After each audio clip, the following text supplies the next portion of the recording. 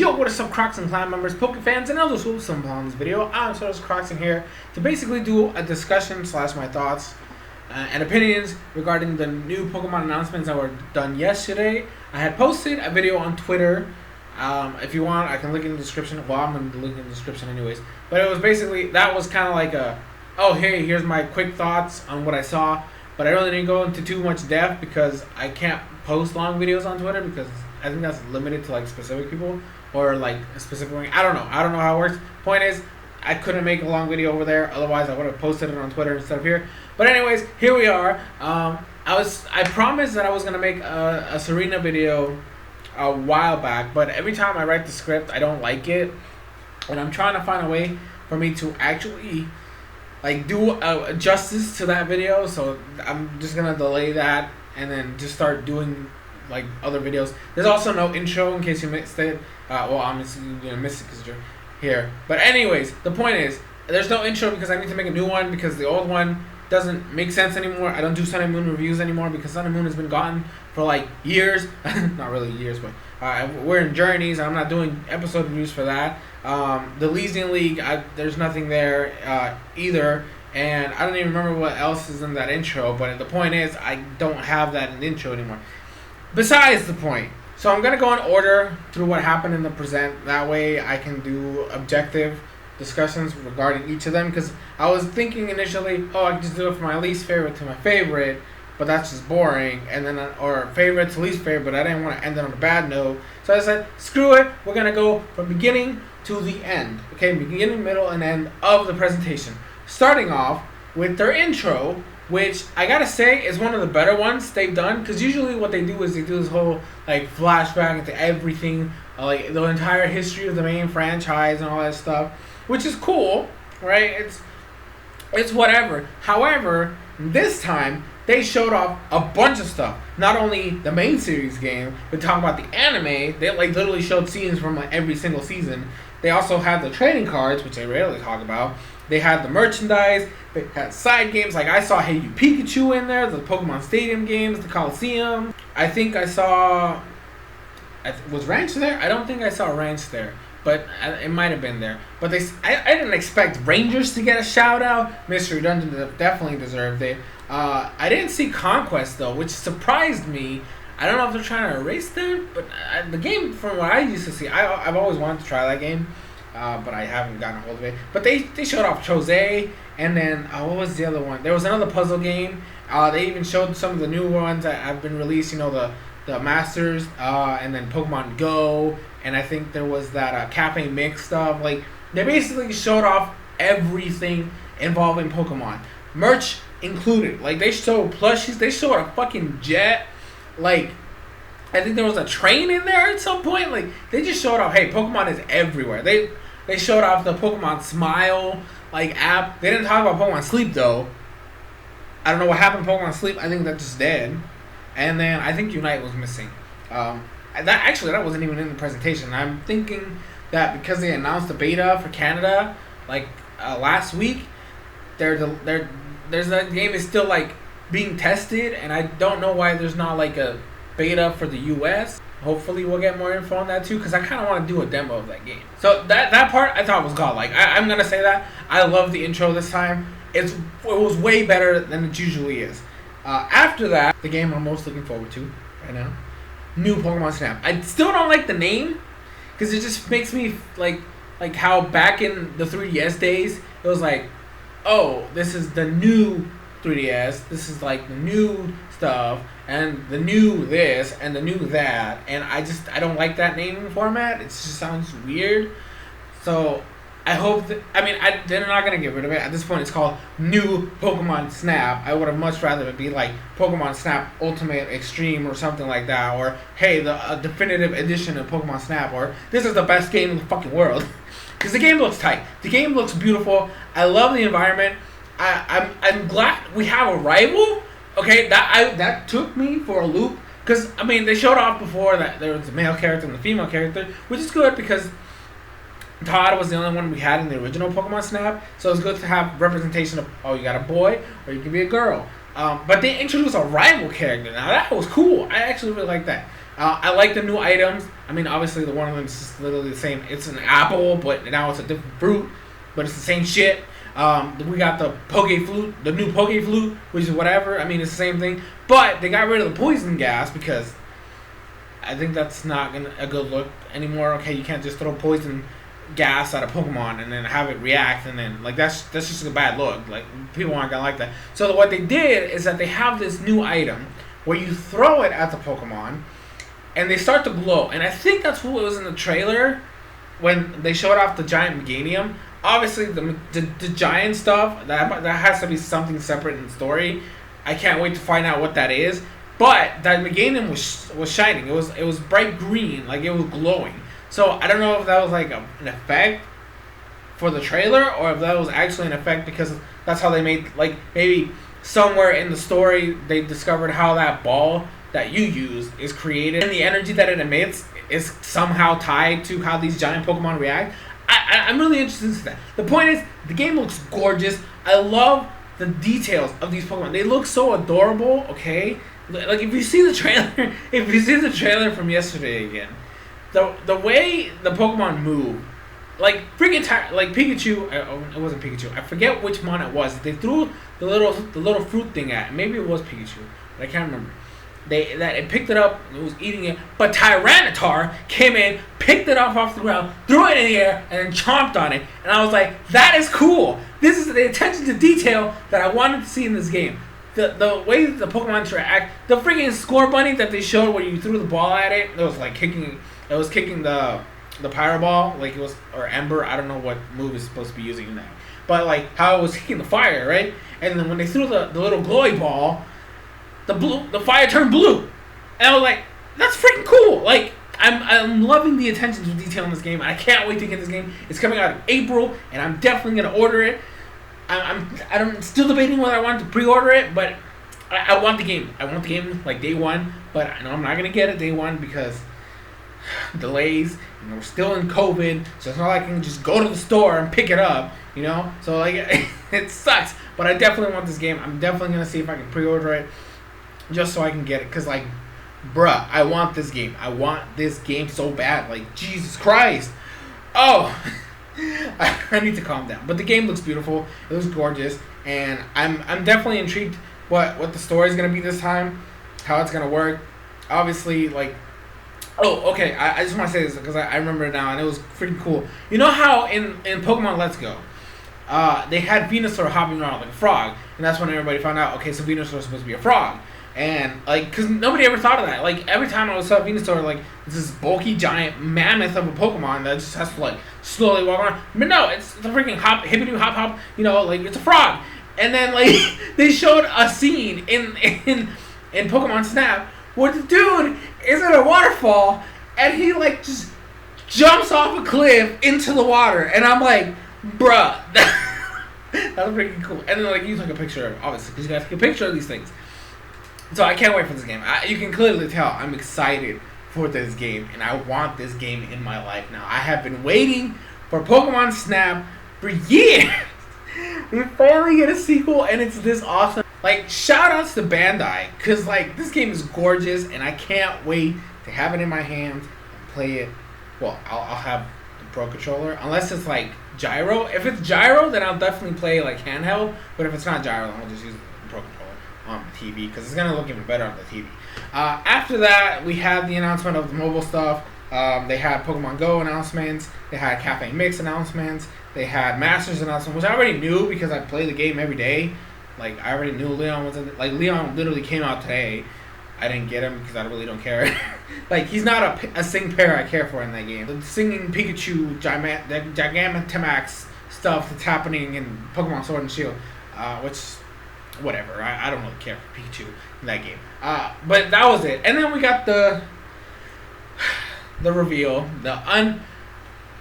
Okay, I'm going to preface this by saying, first off, I'm biased because I don't like Diamond and Pearl.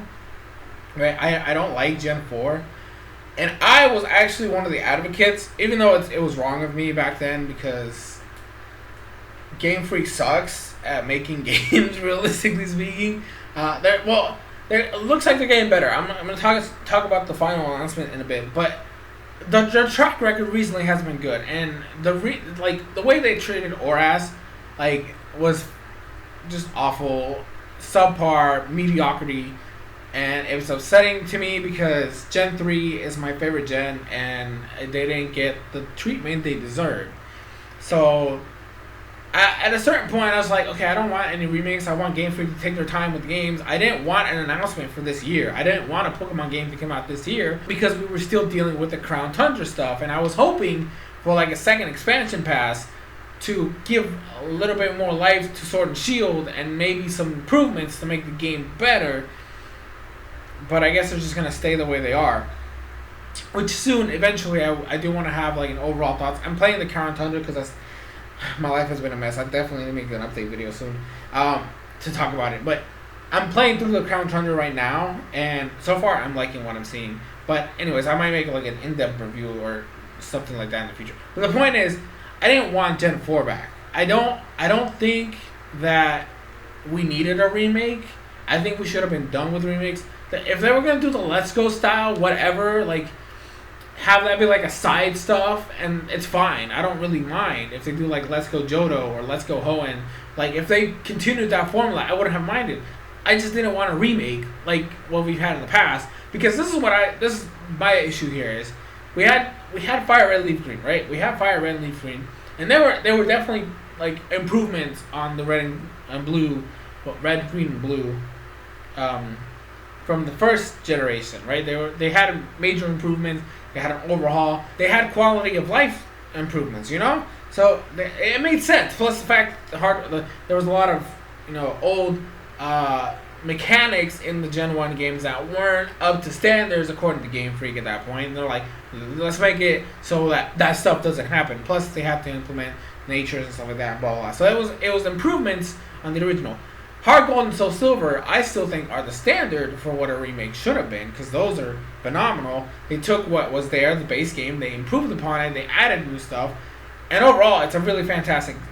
They're two of the best Pokemon games we've ever had. Oras comes around, and a lot of people will tell you, and this is also me, like, I used to like love this game, and I still love Oras, right? I still like them a lot, but Ruby, Sapphire, and Emerald are way better games than Oras are. Like, it's not even a contest. Like, if you go back and play Ruby, Sapphire, and Emerald, especially Emerald, those three games are better than Oras. And it was a downgrade. Like, sure, they had a lot of like new mechanics, and there was a lot of visual improvements and megas, and like the story was basically the same, but you had the flying mechanic. Like, they had a lot of cool stuff, but in terms of like the quality of the games, the originals are better. They have Battle Frontier is gonna be like the biggest like stab in the heart to every Gen 3 fan because of what happened with Oras. So the fact that happened, the Delta episode,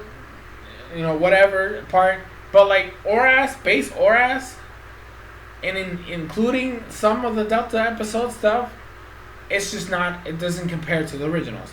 So in my mind, there was two things that could happen. One, the Diamond and Pearl remakes are fucking godlike, right? Which just shits on Oras again. It shits on Gen 3 again, because that's what happened with the original Gen 3 and then Gen 4 after it. Like, Gen 4 kicked Gen 3's ass, and people used to mock you if you played Gen 3, but then Gen 4 comes around. That's the cool kid on the block. Yeah, everything. Like, Gen 4 is everything. And even to this day, you have these Gen 4 fans. They're the small minority, but they're the vocal minority. Like, their words are louder than anybody else's. They shit talk every other gen because Gen 4 was the standard. That's the best gen, right? And it's like so it's godlike, right? And it's like, oh, awesome! You just shit on all the other gens, and then they're gonna have this elitist mindset again. Or two, it's a shitty remake. Those fans are gonna get rabid, and it's gonna be a shit show. And the people that, like, for me, I wanted to give Gen 4 a second chance. I cannot, like, to this day, I cannot go back to Diamond, Pearl, Platinum at all. Like, it's just a chore. I don't like those games. So initially, when I wanted a remake, was like, I wanted to experience them anew, and maybe, like, enjoy it more than I did before. That was my initial reasoning behind wanting the remakes. But after time, I just didn't want it because I started feeling that other way. And I gotta say, I don't want these games. I don't like the art style. I don't like the chibi art style. I don't like. I mean, it's cool to have the over the top look, but I just the game doesn't look good for me. I don't care about Gen 4 again, and it's Diamond and Pearl, right? Like Platinum is the standard. Like why would it's basically what happened with Aura, except that they added the Delta episode. So unless they do something like that for the Diamond and Pearl remakes, which is it like Radiant Diamond and Shining Pearl or some shit like that? I didn't really memorize the name, but the point is, are they gonna do something for Giratina? Because Giratina was a Platinum stuff. You can get Giratina and Diamond and Pearl by going into what was that one cave? The Salacion town, and you go to the Unknown Ruins, and there was something there, and then you can trigger an event to catch Giratina. But the thing that made Diamond and Pearl Platinum better is the fact that they fixed the story in Platinum. The story in Diamond and Pearl was all over the place. Cyrus sucks, and he still sucks. I'm not saying he doesn't suck in Platinum, but he's less sucky in Platinum. And I don't know. And I don't like the progression of the gyms in Diamond and Pearl. I prefer the Platinum one. So, and unless they do that in here, which makes no sense because it doesn't flow well with how it is. The game visually don't appeal to me, and I really don't feel like going through, Sinnoh again like that. I'm not buying the games. I know there's a lot of people that are excited, a lot of people are upset. Literally right now, it's like a war between the people who hate the way the remake looks and the people that don't want it, and the people who love the art style. They're Gen 4 all the way, regardless of whatever. It's if you go anywhere online, there's just a bickering back and forth, and then there's those guys in the middle okay, and you can like it and dislike it. Why can't you both exist? It's freaking ridiculous. So I don't like it, and I'm definitely not buying them. This is a skip for me. However, there is a Sinnoh game that's coming out that was after this announcement. Then I'm okay, I can respect that, okay? And the thing is, the Diamond Pearl remakes aren't being made by Game Freak. They outsourced it, which is good. They should do this more often. They should outsource their shit. They outsourced Diamond and Pearl so they can focus on this other game, which looks amazing, okay? And visually, it's stunning. I'm not gonna lie. It does look great. It looks beautiful. The frame rate, hopefully they get time to improve it because it's coming out I'm assuming sometime in March of next year, maybe April. So hopefully they have enough time between all that, to improve the visuals so that the frame rate isn't as awful as it was. Because it was either that or the fact that it was a YouTube premiere, just made it look worse than it is. I don't know. Hopefully we can get a better trailer later on in the year. But regardless, the game looks great. I love Legends Arceus. Okay, that game looks beautiful. I can't wait to see what Arceus' storyline is going to be because this is basically a prequel. They made a prequel to Diamond and Pearl, which is tight. I personally think it's good. I love the fact that it's an open world type of game. From what we've seen so far, right? It's an open world type of game. The Pokemon fight real time. From what I was reading, it's active time battle style. So basically you command your Pokemon and they start moving. It's basically active at all times, and you can get attacked by wild Pokemon. It's freaking crazy. It's cool. I like it. The Pokeballs look cool. They're wood on the bottom, and then they have a little a clip. I think it looks great. I can't wait to play this game. I'm definitely buying that. Screw the remakes. I'm glad they went this route because that way I can skip a Pokemon game and not feel bad because there's another one right after it, which looks even more interesting. I was also reading somewhere that apparently you can climb walls. So this is basically the complaints people had about Sword and Shield, this is their fix, right? Because oh, well, you wanted a Breath of the Wild Pokemon game, here's the Breath of the Wild Pokemon game. That's the comparison people are making. I'm not gonna go that far, but I think it looks cool. I can't wait. I love the starter choices besides Rowlet because I don't fucking care about Rowlet. Is that bad? Is it bad that I don't care about Rowlet?